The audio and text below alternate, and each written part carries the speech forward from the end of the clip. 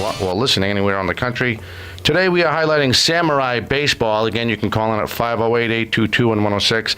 Later tonight we have the local high school action as Coyle will visit Bristol Plymouth. We'll have that on our sister station, 88.5 FM WRRS. And I'm happy to be joined by my buddy. Hey, Don, how you doing? How are you, sir? Hey, doing fantastic. Good. And to his left, he has Evan Malidi and John Boulay. I know I was going to mess that up. And Harry Southworth. Did I say that right, Harry? Yeah. Now, Ralph, where are you guys from? Where do you guys go to school? I go to Apponequet Regional High School, and I'm a senior. Okay. I go to Coyle, and I'm also a senior. Okay. Yeah, I go to Coyle, and I'm a senior. But you're from Mansfield, though, Yeah. right? And you're from Dayton. Yeah, I'm from Dayton. So they're pretty much spread out. It ain't like localized in the town, right, Ken? Yeah, that's what happens. Our team's made up of our team's made up of Eastern Massachusetts. That's where we get most of our players. You know, we try to stretch out in the different towns, represent different schools, but try to stretch out in different communities and try to work with different players. All right, now how does this season start? Before we get into start talking, I like your jerseys too. They're pretty cool. I think they're Those cool. jerseys are pretty good. That makes a statement right there. You know, a good friend of mine, Brian Warren, we started this team 8 years ago. Yep. And it was Grand Slam Samurais. And you play many teams over the years, and hey, remember that team? Remember this team? What was their name? One thing sticks out. Remember that Japanese team? Yeah. They gave it to us. So it's pretty good. No, that is cool. So you want to make sure not only with the ability the kids have, you want to make sure the label sticks out. That's right. There you go. That's right. So now, how does it all start out for you as far as what's the best way, if you want to give someone advice on how to jump into this and get involved, when's the perfect time to start? Well, perfect time is to hook up with us over the winter, actually, because we're just getting going. Because there's a lot of things we teach along the way, and it's kind of hard to jump in, midstream and not start at the beginning, because the foundation starts at the beginning. But we're just a little different. We teach the game of baseball a little differently, how to look at it out of other people's eyes. I mean, everyone teaches the game of baseball, but these players eventually want to go and be a part of a college program and get their education, maybe through baseball, get a scholarship, things like that. Yep. So I'm just trying to open their eyes to maybe how a college coach will look at it. Being a scout with the Mariners, I look at things differently, and being around scouts all the time, it's amazing some of the talk that I hear and the things they look at. And let's face it, when you get together and there's 10 people going for that one scholarship, how are you going to win that? Because everybody can hit, run, and do it all. Right. But it's the character, what's going to fit into our program, help us win a national championship. There you go. Now Harry, let's start with you. You're from Mansfield, right? Yeah. And of course, you played for Coyle. Mm-hmm. Now you pitch, and you said you played first. No, that's John. Oh, that's John. All right. Yeah. What about you? I played middle infield, but I played outfield last year for Coyle. Oh, you played outfield. Now what Yeah. about for the Samurais? I play mostly infield, but I play some outfield too. Oh, you did? Yeah. Now, what did you see? What did you see as far as you were doing wrong? We'll start with the outfield before we get into pitching. That you had to work on. What that got better as you were with the Samurais. I mean, it was mostly about my throwing, being able to throw accurately and with enough strength to get to the bag. Yeah. But Lyles always talks about the technique about how we throw and stuff like that. So it was more focused on me getting the throws down. Every day you gotta keep throwing and stuff like that, getting the technique right. So that's pretty much what I worked on since I started with the Samurais. I just want to say, when you say do something wrong, Right. These guys do so many things right that. Right.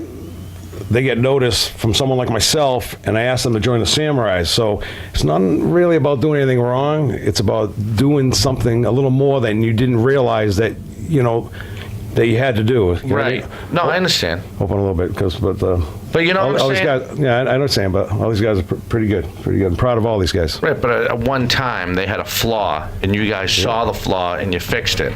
Sure. Does that sound right? Yeah. You know what I mean? So It wasn't as much of a flaw as it was something to that could be improved. There you go. Almost. There you go. That's a better way to say it. Yeah. Right. But you know what I meant, right? Yeah. Yeah, Now, what of about course. the pitching side for you? Nah, that's John. I don't pitch. I just play, John. All right. Yeah. Sorry. I play middle infield also. That's right. I'm thinking Evans the other pitcher. That's right. Two lefties. Yep. What about you, John? Now, what did you see that you need to work on, or helped you get work on when you were with the Samurais? Well, when I started Samurais, I started pitching and I played first. Yeah. But for pitching with me, it's all about mechanics. The speed will come and the curve will come. You just have to work on mechanics, and Coach Lalli taught me a lot about pitching and how to stay close to your body and push through. So he helped me out a lot on pitching. Good. I also play first. It's mainly about me, get down on the ball. It's all mechanics. After that, the talent will come. Now, Just gotta keep working. So besides repetition, what did you see? Were you late responding to the hit? Or what do you think? It was before I threw the ball. After the ball, okay. my instincts kicked in, and it was all right from there. But What about first base? first base, it was good. First base was pretty much perfect, almost. Good. All right. Now, what about you? Now, you just pitch, right? And I play a little bit of first base too. Okay, so we'll talk about that too. Yeah, it was mostly for me like mental game that Coach Lalli taught me. Like when I went out there, like pitch selection and like when to throw the right pitch, and like when I gave up a hit or gave up a run, like how to come back from that and be able to recover and strike out the next batter or get a ground out to get like my team out of the inning. And that was mainly and the mechanics too. He helped me out a lot with to get my velocity up and just keep pounding the zone with my fastball, curveball, and my like changeup and stuff like that. Oh, cool. There you go. Now, what type of conditioning do you guys do? Do you guys as far as getting the like on the off season? Do you have a certain conditioning plan you go by? Well, the thing is, most of our players, either play another sport or participate in something else. Some guys go to Eric Cressy, some guys go to Evolution, some guys have their own strength and conditioning guys. Yeah. Usually in the wintertime, we specialize in the position they play and try to work on the mental side of the game and do that end of it. Maybe we'll do some conditioning in that range as far as hitting, swinging the bats and stuff like that. But as far as strength and conditioning, they usually are on their own and because we don't want to overwork everybody. Okay, so basically, like you said, they play multiple sports, so they should be ready to go. Right. Exactly, yeah. Now, who helps you run these programs? You have different age groups, right? Can we touch on that a little bit? Yeah, sure. Well, we start with our youngest group is Ken Southworth. He's the coach of the 12-year-olds, and we have Jake Whiffen, who is the 13-year-old coach, and let's see, Scott Kennedy, 16-year-old coach, Yeah. and Bruce Shabano is a 15-year-old coach. I take the 18-year-old team, and I like to be involved with all our teams. And we have Kathy Tracy runs our softball program, and Tom Nightingale, the 10 and under softball. All right, so you have 2 levels for softball now? We only have 2 softball teams right now this year, hopefully 3, but we had to start somewhere. Yeah, right. Yeah. Now, where are they playing their games of the softball? They play in Berkeley and Lakeville area. Oh, so they play over on Anthony Street and over... Is that right? Bond Street, yeah. Yeah, and over at Ted Williams? Yeah, exactly, yeah. So you're a busy guy. I try to be involved and, keeps me going. You know what I mean? Right. These guys like that, they refresh me all the time. It's a pleasure working with guys like that because they're all coachable players. I mean, everybody tries to play, but I like dealing with my Samurai boys because they come to play, they listen, they learn, and but we have open conversations. We talk all the time. What I say isn't etched in stone, and we talk about a lot of things, and we lay it out on the table, and I'm willing to listen to them too. And a lot of times I'll say, all right, we'll play it your way. See what happens. So we work things out, just understand the games and situations and how to handle things. There you go. All right, we'll take our first break early. You are listening to 4 Deep Sports Talk on the news station, 1530 AM WVBF, and online, all one word, 4deepsportstalk.com. You can call in at 508-822-1106. We are covering Samurai Baseball. We'll be right back. 4 Deep Sports Talk. Let us help you get your business back into the game.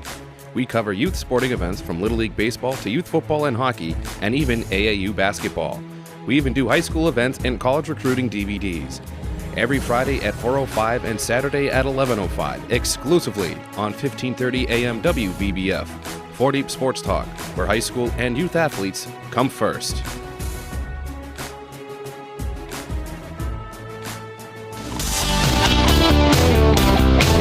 Hey, welcome back. You are listening to 4 Deep Sports Talk on the news station, 1530 AM WVBF, and online. All one word, 4deepsportstalk.com.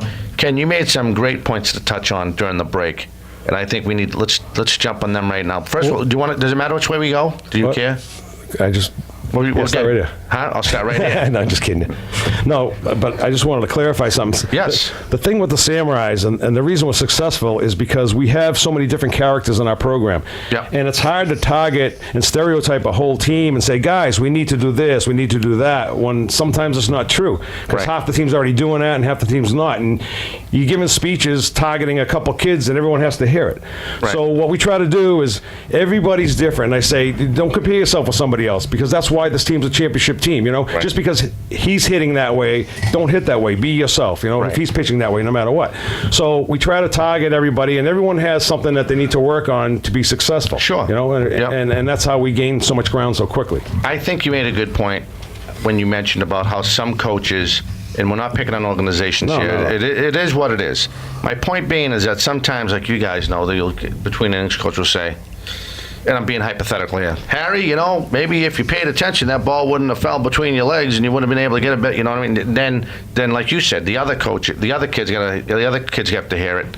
And then you have to try to turn that into constructive. You have to try to make that no positive thing. And usually 9 times out of 10, if they're all close and tight and they're gelling and they're friends. A lot of times between innings, I don't group it in like, hey, everybody bring it in. You know what I mean, because, right. Yeah. I want to bring one at a time and target individual players. Right. Yeah. So you don't do that. You don't make it a group thing. You make Yeah. it. You let them know that, hey, this is what's going on. Let's move on. Right. You saw, la da da da da. And sometimes they'll probably. Sometimes these guys, I mean, they're pretty sharp kids. They probably come between innings and they'll say, hey, guess what? I realized what I did. I used to go around afterwards and say, hey, that speech I just gave, that wasn't really for you. That was for and then I would say that to more guys than it was. So. Yeah, that's how you used to do it. Oh my God! Oh, these headsets stink. I'm about to throw them up. But anyway, all right. So now, we'll start with Ev. I can't believe it. I met this kid before. I'm looking now like the first day I ever met him. We talked about the pitch count off air, right? You mentioned about the pitch count with this guy. Can you elaborate on that a little bit? What we mentioned off air. Yeah, when I came into Samurai baseball, I was that type of pitcher where I had an 0-2 count. I'd go just throw a high fastball or throw a curveball in the dirt. It was really predictable what I was gonna do. But when I came into Samurais, Coach Lalli really taught me to mix it up and just keep the hitters off balance. And now it's gotten to a point where I feel comfortable with my pitch. I have the guts that puts me above other pitchers to throw a 3-1, 3-2 curveball slider that'll fool the hitter and he doesn't know it's coming. And it really puts our team in better situations and stuff. And it elevates me above other pitchers because they'll throw the 0-2 high outside fastball that's predictable, and then I'll come back next inning and throw a 3-2 curveball, strike the kid out. It's just the way you look at the game. It just changed when I came to Samurai. Cool. Now, what do you think some of the kids, not the younger kids, not you're 17? Oh, 18. 18. Okay, I'm sorry. So at your age, what do you see that some kid pitchers take advantage of that they don't usually pay attention to? That's their biggest. That usually ends up hurting them. I feel mostly the mental game, because I don't feel a lot of kids know everything about the mental game, because that's the toughest part of baseball, knowing the mental game, and especially as a pitcher, because you got to know when to throw a pitch, where to throw a pitch, you got to hit your spots and stuff. And if you just throw the ball in there, it's not going to work. It may work with some teams, but when you play elite baseball, we're doing college bound baseball, you have to really hit your spots where you want to pitch. And right. That's why you throw an 0-2 fastball and the kid knows where it's going. He'll take that 0-2 pitch if you miss your spot and just put it over the fence or somewhere where you don't want it. Right. So how do you personally overcome that? I mean, coach can tell you everything you want to hear to calm you down. That's his demeanor and the way he approaches the game, because he loves it and he enjoys what he does. But you personally have to adapt. How do you do that for yourself, though? How do you sit yourself down? Before you go crazy and lose your composure. Before, it all starts in the bullpen warming up before the game, just getting the feel for my pitches, and then in the middle of the game, just thinking I feel good with this pitch, I feel comfortable throwing this pitch in a 3-1 count, right. And you just have to have faith in your pitches. Yeah, you have to be confident, not being cocky, but you have to have confidence in your ability to get it done. Yeah. Cool. All right, John. Now let's. What are we going to talk? We talked to some good things about John. Pitching charts. Pitching charts. Let's talk about that. My favorite thing in the world. No, I want you to elaborate. Seriously, let's talk about that. Sounds All good. right. It's true. So at Coyle, I was on the team as a sophomore. Yeah. Did some relief pitching throughout the year. And then right into junior year, it was full on starting pitching, ace pitcher, and we did a bunch of pitching charts through sophomore and junior year. Yeah. And it opened my eyes to where all your balls are getting thrown, and what pitch is thrown, what number of the pitch is thrown. So, if like say there's like a 1 on the chart and it's a circle around it, Right. and you put a C, it's a curveball, and wherever it is on the square, that's where you threw it. So you can tell what number of the at-bat you threw that pitch and what pitch he hit, so you can correct yourself that game and strike the kid out the next time. So it's almost like looking at film, but not film That's in correct. a way. Yeah. Because you're breaking it down, you're breaking the zone Pitchers down. are creatures of habit. Yeah. They will show you their hand, and they don't realize it. So if you start everyone off with a fastball, then guess what? We're going to catch up on you, and we're going to be sitting for a fastball. Will you throw 2 curves in a row?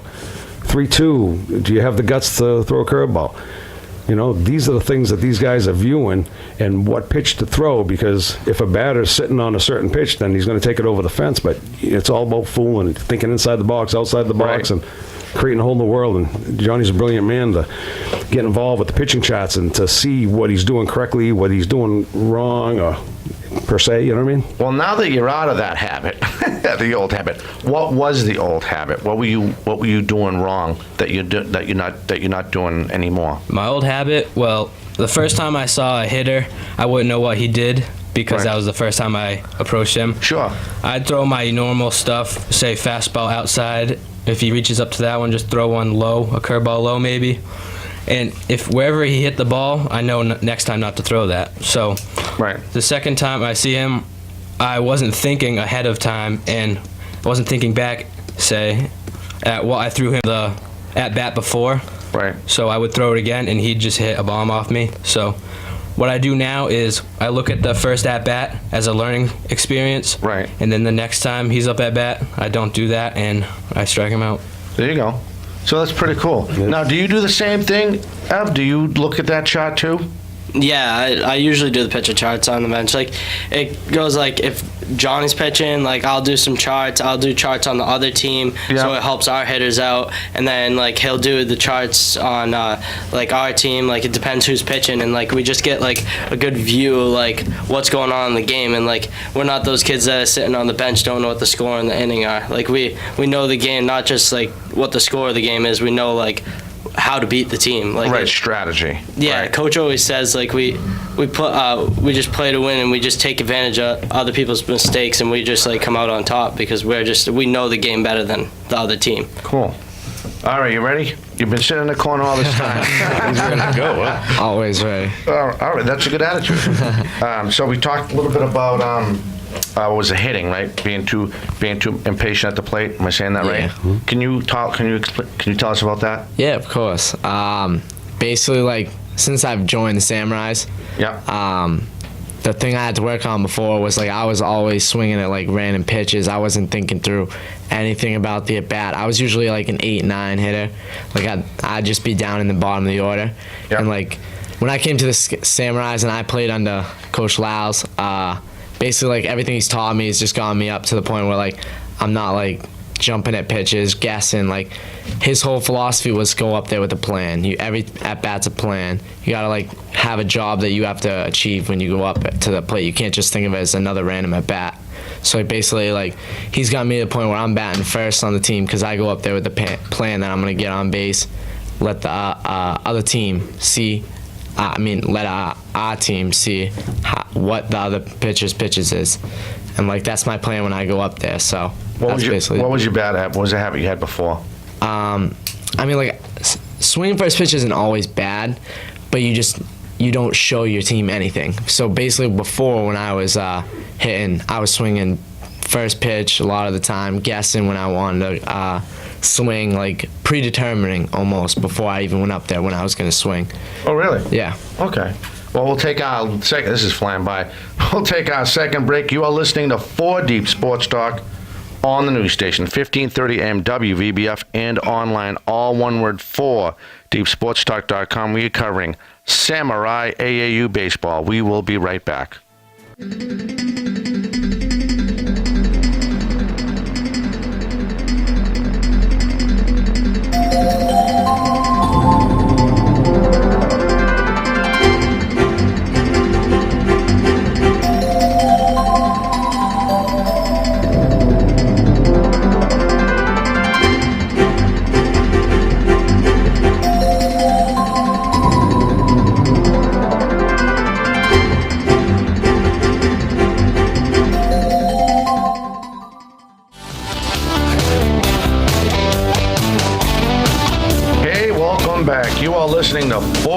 Sports Talk on the news station, 1530 AM, WVBF, and online, all one word, 4deepsportstalk.com. I'm Dominic Damiano.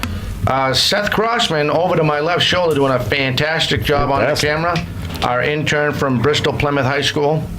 And we're waiting for my partner to get back, Brian Barad, and maybe Matt Deneen. We'll see if he comes back. Hopefully he will. And I also want to thank Manny Garcia, who's an intern from New England Institute of Art. He's our IT guy that does a lot of the software for us over at BTV in Bridgewater. But off the air, we talked about a lot of stuff. This coach is going to take another 3 hours. We got to extend this show. I'll have to come back. But I mentioned about the AAU league out of Providence, but you guys don't just play that league. You guys are everywhere. Can you straighten me out on that? Well, what happens, younger players, 15 and under, they'll play in the AAU circuit, and then that's all great, and they play a couple tournaments, but when you're older than that, you got to get to all tournament games. I love playing tournaments because you're playing for a championship, and win or lose, next weekend you play another tournament. So we go for 9 weeks, and we play 8 tournaments, and we play all over the place. And we play to some of the best fields. And we do have a call, sir. Do you want to take this call? I don't mean to cut you off. Let's take the call. Let's go. Hello, you're first on 4 Deep Sports Talk as we cover Samurai baseball. Hi, it's Evan Ferris. I'm on the 18 and under team. Evan, how are you, buddy? I just wanted to mention was just how the team is such a brotherhood, and that's just really one of the biggest things that you guys didn't talk about. Oh, that's true. You know what, Ev? We were going to talk about that when we. All right, coaches, listen now. Say that again. How the team, we have a great team aspect, and how all the kids on the team get together and we rally around each other when anybody's down or not doing well, and it's just a brotherhood. There you go. That's a good comment by him. We did talk about that off air. We are going to dive into that. Just pulling them words out of my mouth, huh? Because we were just going to get into that. I know, actually. right? Yeah, that was perfect timing. That's a great question, and we're going to have some great answers. Ev, thank you for the call, buddy. Yeah, no problem. All right, thanks. Thank you. Take care. You too. Bye. All right, we'll drop that call, and we have another call. Hello, you are next on 4 Deep Sports Talk.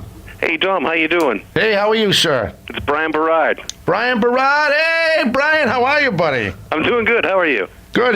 When are you making your famous comeback? We got a couple other radios. So Brian Barad's my usual partner here to take the summer off. He had a commitment with law enforcement in Wareham. So when are you making your big comeback? I can hardly wait.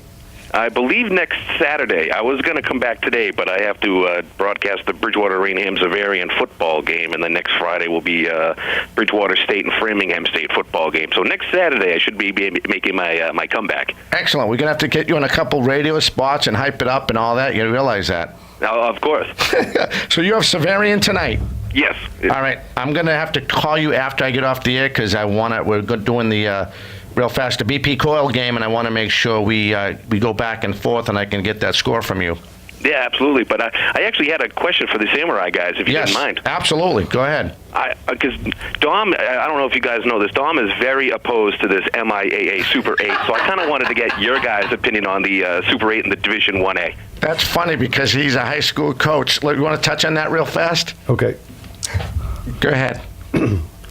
I like the Super 8. I mean, I think you like it. I like it. I mean, a couple of years ago, I thought we had a good shot at it, but it was right before they had the Super 8 going. So if they want to keep it going, it's something to play for. It always is. That's all you got to say? Yeah, I guess so. All right, Brian. He set me up big time. He's a very, very kickback. Oh, my God. I'm going to get you back. You realize that, right? Brian, it's great to hear your voice. Well, thank you. All right, very good. I'll see you. I'll catch you. Talk to you soon. All right. Take care. Bye-bye. That's Brian Barad. He's making his comeback. He actually was away, and he does a show at me. And he knows I'm not into that. We could get into a whole show about that. I'm not into the way they do the bracket with you guys and baseball and football and all that. But that's another time. But let's get back to the original question, Evan's question, about the camaraderie. Let's dive into that real fast. Well, Well, what I want to get into is the reason the Samurais are a little special is because just like we were talking about the pitching charts and all this extra work, Most players won't do that. They come and they play on natural abilities, but these guys are willing to do the extra work, like the pitching charts and to view the games differently. That's why they're so successful. That's why I like these guys. So going into that is that when you have the whole bench that's coachable players, then it's a lot easier to coach. And rather than get into all the areas that we played, all the games we played, and all the tournaments, I just give back to these guys, and they can share their experience with you if that's okay. Yeah, I'd love that. Be better that way. Who wants to go first? Dun, da, da. Av, go ahead, knock it out. Yeah. Well, this summer we played in about like 8 or 9 tournaments, and like we played in some pretty big tournaments. We played in one in Worcester. It was the Northeast Select baseball tournament, and it was like made up of like 48 teams, and we came in the first seed of the 48 teams.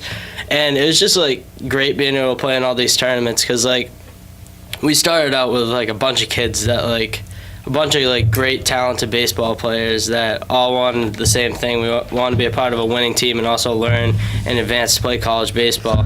And like it was just like a bunch of kids that like struggled gelling together at first for the first few weeks, and then eventually we got together. We just became like not only like teammates, like we became really close off the field and on the field, and it just like showed on the field. We just started winning more games. I think we ripped off like 12 wins in a row at one point and won 2 tournaments in a row. The Mizuno tournament up in Shrewsbury, and then another tournament in Rhode Island, Triple Crown tournament.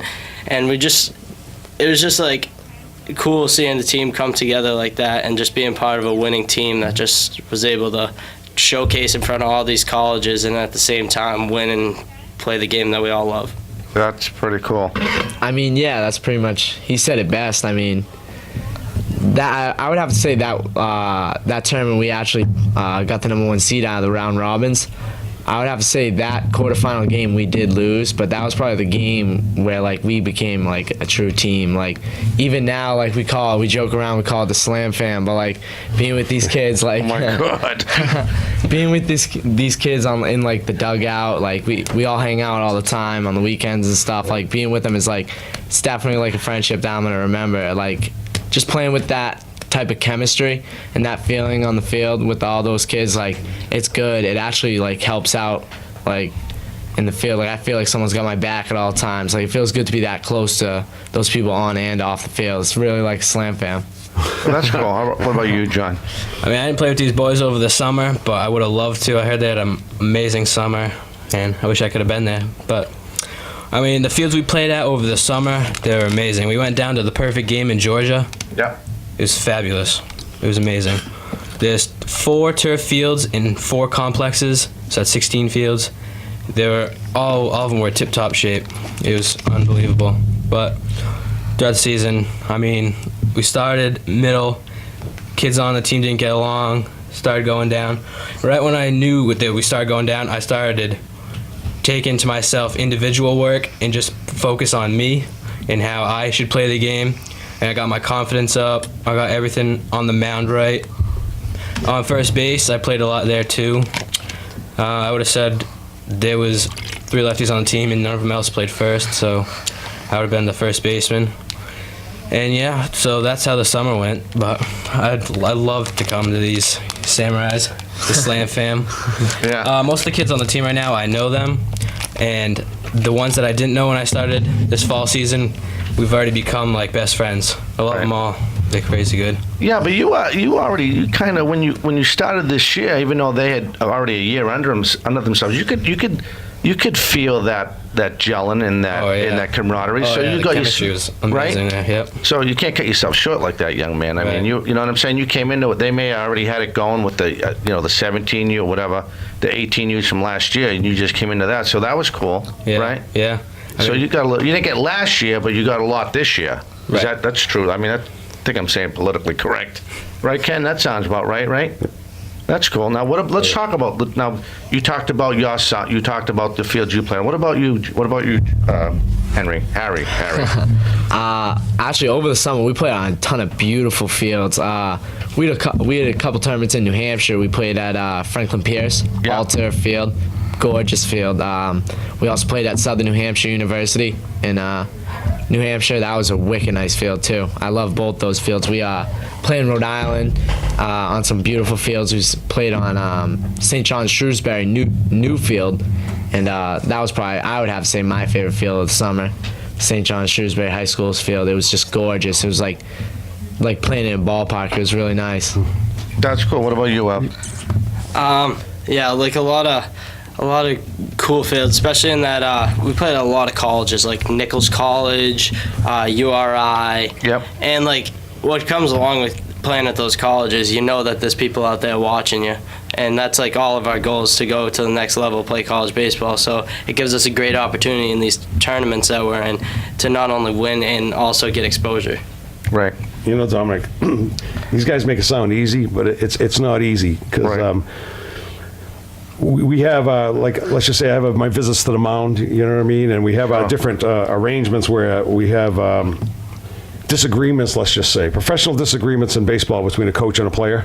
Right. And once Of course you do. once we get through that, that's when the team starts to gel. Right. And sometimes players can't get through that, you know what I mean? Like, they don't realize that I'm trying to help them, you know what I mean? They just feel like I'm nagging them, let's just say, you know Sure. what I mean? But once you get through that, that's when success comes. But to get through that, it's a lot of work together, not only as a coach, but as a player, so the whole team can start to gel, you know what I mean? And Right. so it's not an easy task. They make it sound easy, but to get to where they are today, they put a lot of hard work in and a lot of sacrifices, and had to listen to me a lot. Oh. That's what I want to say. No, that's fine. Let's talk about, we talked in the beginning about, before we jump around, I know you got some notes there too, but I wanted to talk about, let's stay the winter. You do the winter training. How's that? What's the schedule for that right now? How's that looking? Well, again, most of the guys are playing different sports, so it's kind of like an open atmosphere until about 6 weeks before high school starts, and then we go twice a week, and we try to hit it hard to get the players ready for high school. Yeah. And then we give our players to the high school players, and they kind of tip their hats to us. Thank you for getting them in shape, and then off they go and play 20 games in high school, and then we get them back, and then we really go to work then. So when does that happen? When do you get them back? First week after high school's over, we start, Which is like the second week in June. yeah, okay. That's Around there. yeah, So yeah, we yeah. get going, and we go for 9 weeks solid, and then we take a couple weeks off. Then we go into fall ball for another 9 weeks. Right. So now, but you're I mean, you guys are everywhere. Yeah, we're into fall ball now. Fall balls are kind of a special season to us because we end up playing a lot of college teams, and there's not a lot of high school teams like ours that colleges allow to play Right. them. So we're honored that we do that, and we give them a good run for their money. And it's great because the kids get to see the college atmosphere, play against college teams, tour that college, listen to the college coach, and all college coaches kind of say the same thing about GPA, working together and getting an education. So Yeah. they're getting the message pounded down to them, and they get our help. And through that, we have a lot of contacts with different colleges, and that's our job. I mean, our job's not done until these guys are playing someplace, getting an education on a college program someplace. There you go. You are listening to 4 Deep Sports Talk on the news station, 1530 AM WVBF, and online, all one word, 4deepsportstalk.com. You can call in at 508-822-1106. We'll be right back. Again, we are highlighting Samurai Baseball. 4 Deep Sports Talk. Let us help you get your business back into the game. We cover youth sporting events from Little League Baseball to youth football and hockey, and even AAU basketball. We even do high school events and college recruiting DVDs. Every Friday at 4:05 and Saturday at 11:05, exclusively on 1530 AM WVBF. 4 Deep Sports Talk, where high school and youth athletes come first.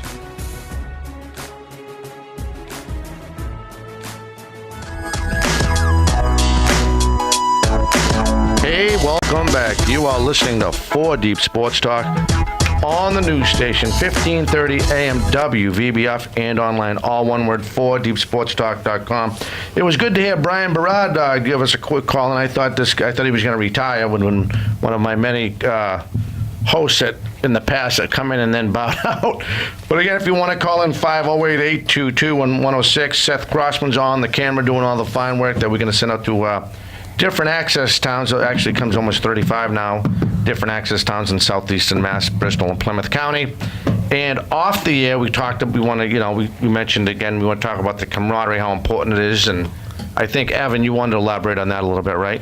Yeah, it was There were like a couple kids that like we just came in, like we had no clue who we were, like what our styles of playing the game were. Like for instance, there's a kid from Dedham. He's Kyle Wynn. Nobody really knew who he was, but all we heard was good things about him, how he was a good player. Yeah. And there were like a bunch of other kids like that we've never played with. Like we had a couple kids from last year's team, and like we came in, and like I said, the slow start.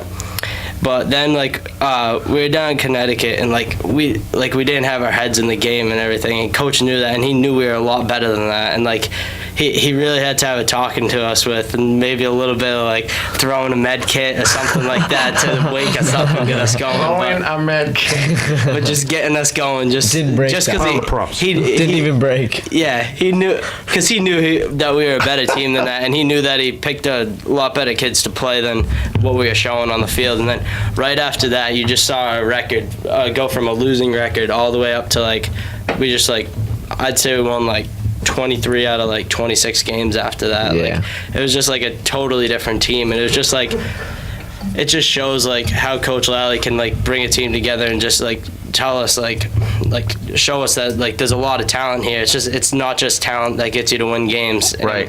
it takes a lot more than talent to just show that you just like need to like work as a team, like know the mental game, and it's just not about talent. Like, because pure talent's not going to win you games or get you very far. Right.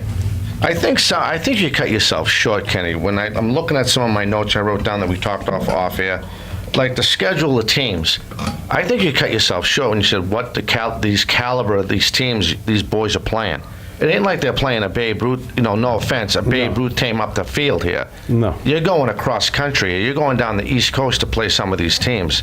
And they're really, really good. I mean, not only that, we play teams like CCRI. I mean, people get drafted out of CCRI every year. I mean, Yep. they recruit all over the country, and they're privileged to play us. They love having us down there because they look at it this way: we're playing a great team, and they know we not only have just one great player, we have 18 great players. So it's a good recruiting ground. That's why they invite us to all these different colleges. It works perfect. And let's what other colleges? You're cutting yourself short here. I know you are. Well, the rules, we can play the community college. We play Massasoit. We play Massasoit Community College, CCRI, Quinsigamond Community College. We used to play Holyoke Community College, and Bunker Hill Community College. But then now we play Southern New Hampshire University, Junior Varsity. We play Franklin Pierce University. Yep. Their Junior Varsity program also. Right, and then when you travel down south, you play those college groups, kids down there. Well, we're mostly in New England. That's our area that we touch upon right now. All right. Because it's all about budgets nowadays too. I mean, if you charge so much money, then the players won't come, and Right. a lot of these players are kind of tired of traveling all over the place. So we target New England, we hit it hard, and we have a better chance of getting our players into colleges in New England. That's good focus. Now, what's one of the things, as a coach, what's some of the bad habits? No offense, and I'm saying this, you're not. Some of the bad habits you see as far as some of these kids, they get into your program, and I know you probably do. You say, "Oh my God, I can't believe he's hitting like that." Oh my God, this is the way you start to. You know what I mean? Well, I can tell you this: as a scout, if I go to a game, I've never seen it before, and I'm looking for number 13. And so, when I see number 13, what am I seeing? Field presence right away. I mean, is your shirt tucked in? You look like you want to be there. I mean, right away, kids lose it, and they get crossed off so many lists. The love of the game. Do you run in and off the field? Are you smiling? Are you happy to be there? And how do you handle it? How do you handle other players? Are you out there congratulating them? Are you picking them up when they're down? Do you back up plays? We actually like to see people fail, believe it or not, because we've had pitchers, and we had Boston College come out to see some of our pitchers, and they get totally killed that day, and they say, "Kenny, I like him more now," and I'm like, "Why?" It says because of the composure level. He never lost his composure. He was rattled all over the field. He kept going at it. We like him. So they want to see that part of it, because if you see a player throw a helmet or this and that, I mean, you're slicing your own throat. Right. And not running out. It's simple of things like not running out. There's so many things in scouting, and we're trying to target that with colleges. They have to fill the file. They have to see these guys run, hit field, and we realize you're having a bad day. Just last night, someone hit a triple, but the outfielder, he made a tremendous catch, and the player got upset. I saw the ball hit. I know it was a triple. That's all I had to see. I didn't have to see him touch the bases, all right? And the outfielder made a tremendous play. So as far as I'm concerned, he hit a triple as far as my scouting goes. You know what I mean? Right. So they have to view it differently now. And once they calm down and view it that way, they get very successful real quick. So there's a lot of different aspects as a scout. that you bring into the coaching That they you never look at? realized happened, Yeah. yes, Okay. yes. What else could you touch on about that comes to mind? Anything else? Well, most of the time when a scout comes to see one of my players, no matter what team I have, they come to see one pitcher. They don't take that pitcher. They take the second pitcher. They come to a game to see one player, to see the other player. So don't ever be jealous of tremendous players around you. Yeah. Your players around you making great plays. I'm saying, yeah, keep making them plays. Keep getting good players around me, because those players will bring the scout, and once they're here, then they'll see me, and then I'll get found. And that's how it happens. Oh, so that's true. That's a good point by you, because you, like you said, zoning on number 13. We have what they call locker room justice, okay? If half the team doesn't run out a ground ball, the scout closes his book and leaves. So if I want to be scouted and one of my teammates does that, we call it locker room justice. Behind the scenes, whatever you want to do in the dugout, I'm grabbing the player. Not me, of course, but, the players take care of themselves. Hey, I need a scholarship. Don't bring this team down. So the Right. players pick each other up. They never let each other down. And That's cool. And it's awesome. It's an awesome thing. I know, believe it or not, we are running out of time because we have to allow for the IRN news on this tape. What else did we miss on your list that we want to get out Oh, real you guys fast? got something you want to say?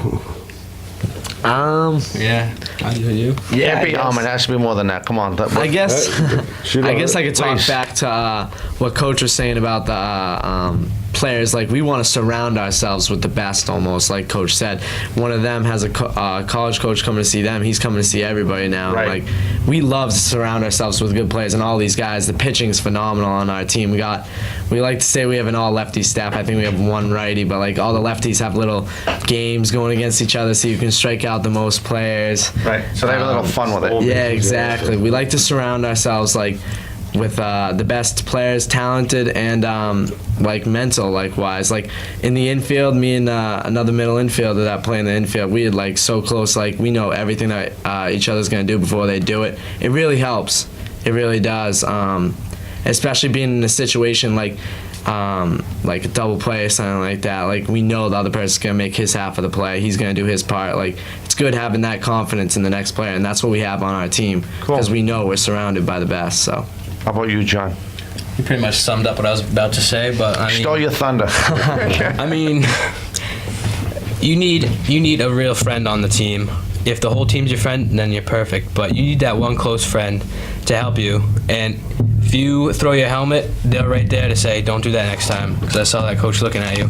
Yeah. You need to tell him to not do that. And if you're nice to him, pay it forward. He's nice to everybody. So if you have two kids on the team, it spreads quickly, and the whole team is like that. So they're telling you, don't be cocky, be confident. There you go. What about you, Evan? Before we gotta get out of here in a little bit. I just feel like the more the more you help each other out, it just makes it easier to develop. And it's just, if you talk to each other, pick each other up after someone makes an error, and just be like, it's okay, everybody makes errors, and then just hustle out on the field, hustle out the next ground ball. It just shows a lot more composure. And when college coaches see that with a team, Yeah. they're gonna be like, oh, look at that Japanese team that every one of their players picks each other's up, and they make an error, they make the next play, pat each other on the back, run out every ground ball, and it stands out to college coaches when they see that, and the composure that we have. And that's why we get most scouts out of any other team in this area. What's your website, Coach? It's www.grandslamsamurai.com. Contact phone number? 508-726-9142. It was good seeing you, young man. Great. Thanks a lot, Dominic. Hey, Appreciate guys, it. good luck. It was nice seeing you again. Thank you. Hopefully, Hey, thank you. we'll maybe get some college recruiting tapes in Yeah. there, because we offer that service. We'll talk about that maybe another time. Sounds great. Excellent. For Seth Crossman, I'm Dominic Damiano. We hope you enjoyed this hour of Samurai Baseball. Again, as we covered the Samurai organization, the man, the owner, Ken Lalli. We will catch you next time. Everyone have a fantastic weekend.